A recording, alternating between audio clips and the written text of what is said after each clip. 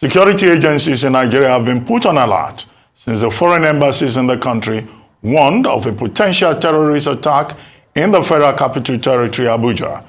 In response to the threat, the Inspector General of Police, Usman Alkali Baba, has dismissed reports of a possible terror attack in the nation's capital.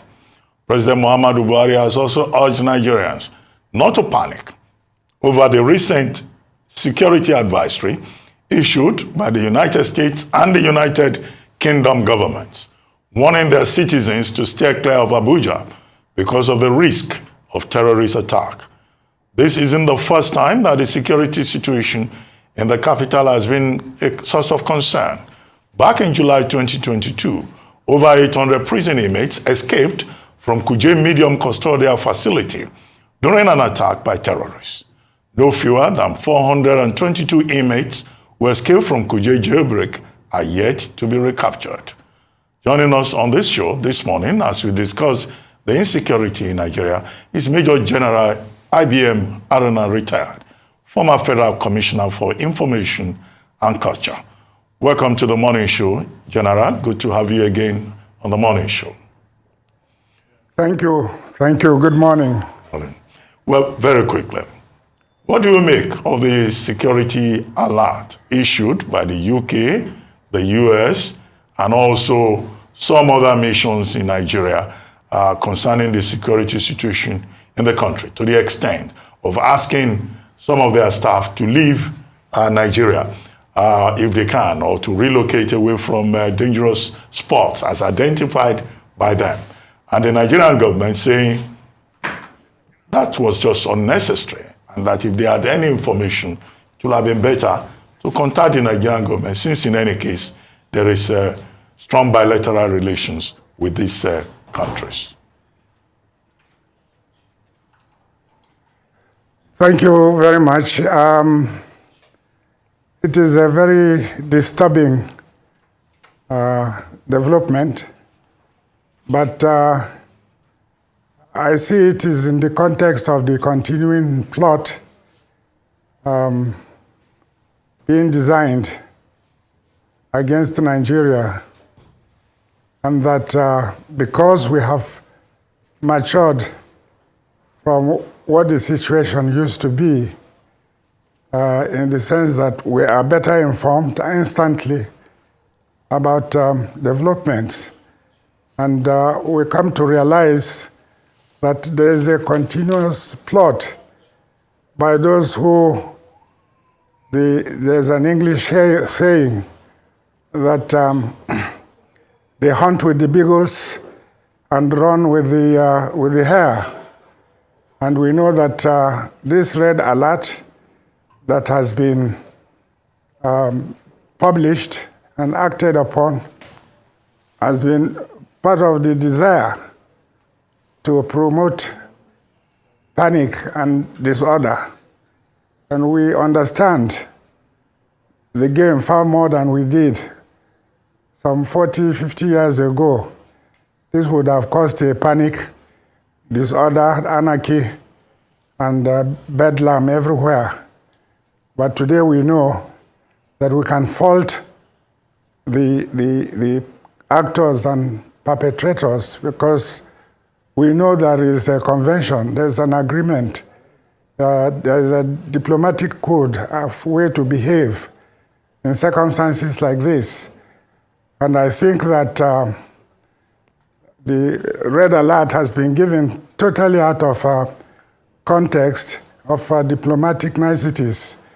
I think that we are being threatened not by the circumstances we are in, because we have overpowered what seemed to have overwhelmed us since 10 years or so ago, when we have been trying to contain terrorism in our country. But I think, seeing what has happened, we have discovered those who are stealing our oil and our other resources, those who are not, who are holding our monies and not remitting our monies back to revenue in our own coffers, and then lending us benefits from our own monies. Now, they create situations where they would like to see us creating more IDPs rather than making progress in our economic development. And they like to choose where and when to reinvest this money. These monies that they have been holding away from us. Our money is stolen from our oil resources, stored away remittances, and they join us to fight corruption, whereas they're the storekeepers of all corrupt benefits, and they're the investors of corrupt resources. So I think I am not surprised, because coming all the way from 1960, 64, 65 elections through the Civil War, and today, we know how this game is being played by the international powers in order to put themselves in a more powerful, influential position, and to reduce us economically, socially, and in terms of political stature. So I am not surprised. Okay. I will only say that I am impressed by the way the government has handled this situation. Okay. So are you saying that it's the international powers that are trying to reduce us? It's the international powers that have been stealing our crude? It is international powers like the Americans that issued the alert and the other foreign nations that followed suit? Those are the countries trying to bring Nigeria down? Is that what you're saying? And they've been the ones involved in the stealing of our crude that was revealed more recently. specifically, more specifically, the new personalities of our colonial powers in the new colonial dispensation, or new colonialism or imperialism. I am saying that, and that they are the ones who are actively working against us as to enable us achieve our expected greatness as an African country and as a black nation.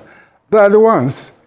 I think they have hand in the stealing of our oil, in the non-remittances of our income, revenues, and in storing this large money that could have been available for development, and then turn around and lend it to us at some interest and at some pains, for which we will remain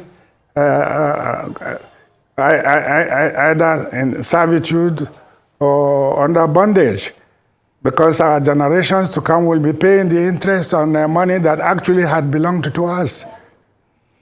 Well, so I think they are. I don't see any reason why they should overwhelm, or they should not go and abide by the normal protocol that exists between friendly nations. What they have done by this red alert and the method they have gone about it, I think is hostile. Okay. And I'm glad our country is facing it, because we would have been at daggers drawn on ourselves, in spite of the progress that we have made or have been making in the last 10 years.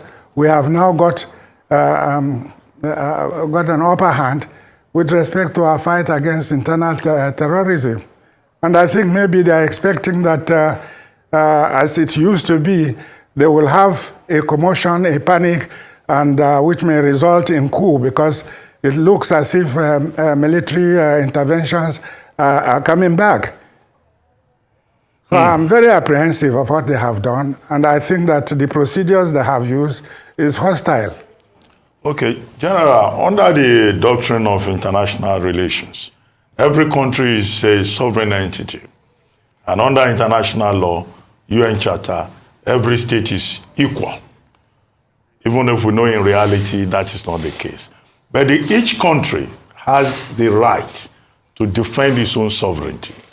If we go by by the conspiracy theory you are putting up, what will you advise the Nigerian government to do to ensure that we don't have this kind of situation again, whereby Nigeria is bypassed and a security alert is issued?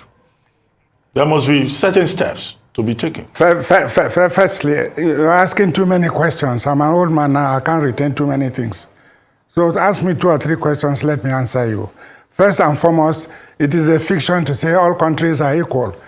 Do we have the powers of the 5 nations at the United Nations who can have override on every resolution? We are not equals.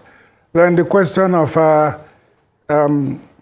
the rights of countries, all these are circumscribed by conventions and practices. And what we are saying is that if you deliberately do not respect these conventions, I don't see where in a diplomatic process that a country's military force can intervene to go and kidnap or arrest 2 people without due process. What did they achieve? After making situations to sound as a great panic in Abuja, they only went and got 2 pistols and explosive in a housing estate. Do we deserve that kind of foreign military personnel intervening in a simple operation like that? No. My theme is that we have to remain vigilant. We have to assert our own rights with the foreign countries. And we have to be mindful because we are facing another challenge of election. We are trying to democratize. We are trying to become as civilized as they have been. They should let us copy it in peace, not to distract our attention. Because every time we have this possibility of improving on our democracy through the electoral process, these kind of challenges rear themselves because we are being tested to see if we can really manage a credible, free and fair election in the country. Okay, sir. Did I just hear you say that maybe some foreign interests too, or foreign, officials? I have said right from the, it's not a matter of interest. It Sir, let me speak. It's part of the strategy and power play. Sir, you didn't let me speak, sir. Let me speak. Let me land with my question. Did I just say some foreign interest, we're part of our local authorities to go search, a place in Abuja and they got 2 pistols out. But the DSS has come out and said that no foreign interest did such. And I also want to ask you for that. So are you saying that the Americans are responsible for all the things happening in Nigeria? They are responsible for crude oil theft. They are responsible for the kidnapping on Lagos-Ibadan Expressway. They are responsible for all the insecurity happening around. And why is it that our security agencies didn't debunk this from day one and they started security drills? That is not my team. That is the team of the media. It's the media who suggested that. You have asked me for a response for what I think the plot against Nigeria is on the national and the practice done. I'm not holding America responsible. I'm not asking the NATO nations responsible. I'm not saying they are responsible. They are responsible to pursue their own interests, and we are responsible to pursue and make sure that our territories and our people are secure and they are protected. We have different interests, but there is international agreement, there is international process. We don't need to be harangued or pursued by the force of other foreign interests to interfere in our own internal affairs. Well, General, they didn't follow. Look, please, let me finish and try to understand us. You media have your interests. You have what you want to propagate. But if you ask us, as former generals and leaders in this country, as I was a former minister, I will tell you my own perception of what I see, and that is what I have told you. We should also learn to respect our opposite views. I am saying that these foreigners, with NATO interests, with power in our resources and interest in our resources, will not let us settle down. Each time we want to make progress, like in our electoral process, they start to interfere. What's the business of this country giving red alert where they are giving impression as if people in Abuja are at war? We are not at war. Red alert is almost declaring that the place is at war. We are not in the situation they found themselves in Afghanistan or Sudan or Ethiopia. We are feeling threatened. And we should be allowed to express ourselves as sovereign states and be respected equally as a foreign state. As you said earlier, but we know we are not all equals. We are not all equals in the Security Council.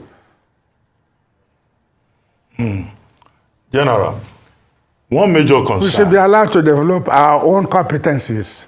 Yes.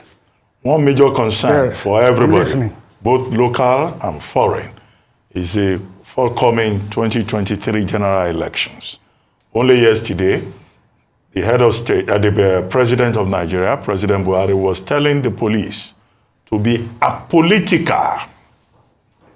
From your own experience, can we expect that level of non-partisanship from this same Nigeria police, the way it is, in an election season? Well, we have had elections before. We have come a long way experiencing our elections. And we have done and taken great strides to improve on it. The performance of the police cannot be judged only by reason of what has happened during an election. They are being challenged to ensure that they are apolitical, because in the past, you know that our police were even native, they are called native police, NA police. We had police who are more or less the agents and powers of the traditional rulers and the political power dealers. We've come a long way from the 1953 to the 60s after independence to today. And today we have used technology. We are using technology to ensure that those defects that had made our election in the past very violent and rigged are minimized. But what I'm saying is that 10 years we have been fighting terrorists and so on, the criminals in our society. And now that we are approaching 2023 election, we have made far more better improvement in effecting our combat against terrorism to ensure that an atmosphere persists for us to conduct an election. And we don't we shouldn't like the distraction, the disturbance, and the panic that is likely to be caused by inadvertent acts of conspiracies or enmity, against our progress. I really think I am vexed about red alert. I live in Abuja. I have lived here since Abuja started. And I cannot see any justification for a red alert where a foreign country is asking their citizens to leave the country as if we are at war. I think their interest is probably to get us in a state of panic and confusion so that we will live the rest of the time creating IDPs. We're already disturbed by flood, natural development, natural hazard. They should be thinking about how to help us, meet this natural hazard, the climate change that is bringing about it. I don't really see why they should put us in a state of panic, asking their employees, to go. We are not Afghanistan. We are not at war. We are not at war. Those of us who have seen the civil war in this country and the political climate that was imposed on us by foreign media and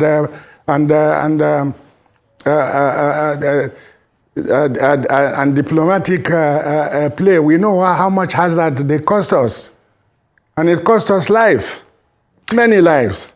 Okay. After that, we had children with kwashiorkor and all these things. It was not our manipulation. Okay. We should stop all acts that manipulates us. We should not be manipulated. Okay, General, yeah, you keep saying, we're not at war. We don't want Nigeria to be at war. But as we speak today, there are flashpoints in the northeast, the northwest, and parts of the country. There's banditry. People are being kidnapped. You know, some people just got released on Lagos about the expressway area. You know, it's not good news everywhere. Attacks are being repelled. The military is overstretched. So I agree with you. Nobody is happy about that. But they who are giving red alert to their citizens, are there not such incidences in their country?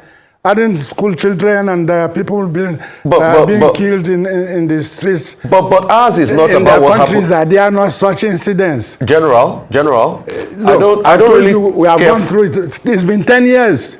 Have we not been fighting this thing for 10 years?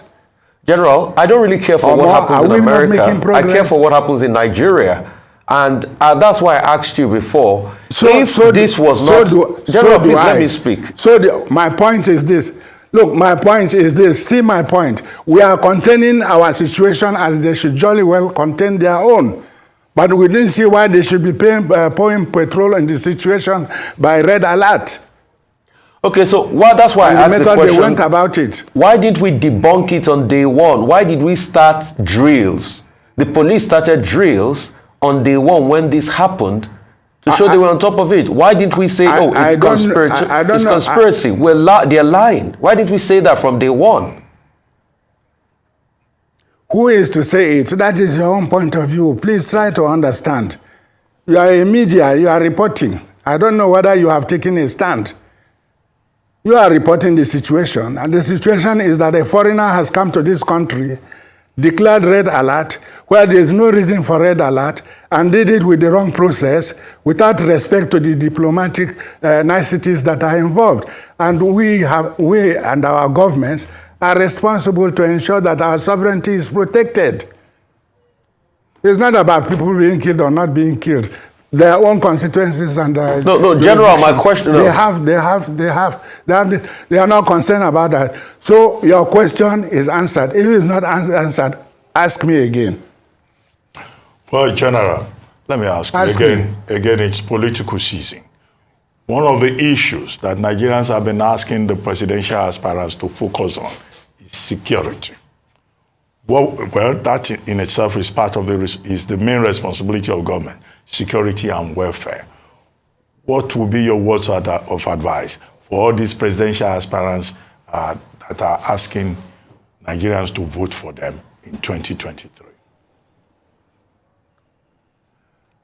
Well, security and well-being of all the citizens is the duties of government. There is no advice that can be given to them other than to ensure that the environment conducts an election that is respected and a government that respects the interests and wishes of the people is enthroned. We want a government. We need a government. There should be a fair representation of government, and then we need good governance. Well, on that note, we'd like to thank you very much, General. Thank you very much. Yes, thank you very much, General, for joining us on the morning show.